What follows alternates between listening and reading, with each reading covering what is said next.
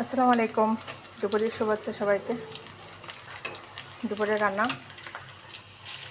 টাকি মাছ দিয়ে আমি লাউ রান্না করব।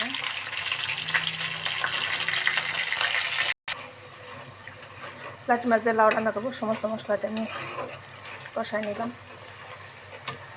আর আমি এখানে ভাজা টাকি মাছ ব্যবহার করতেছি, কারণ এই টাকি মাছগুলো যদি ফ্রিজে আইনে রাখা হয়, ফ্রিজে দিয়ে মজাটা শেষ হয়ে যায়।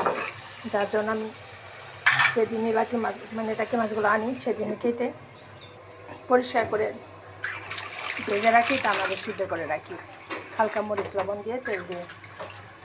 তাহলে টাকি মাছের স্বাদটা ঠিক থাকে।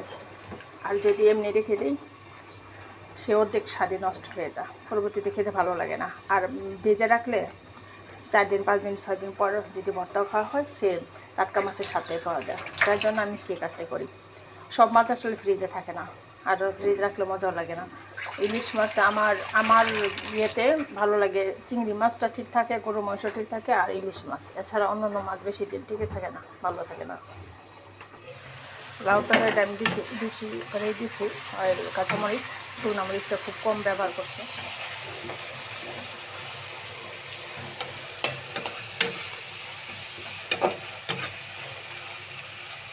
কষানোটা হয়ে গেছে, লাউটা দিয়ে দিলাম।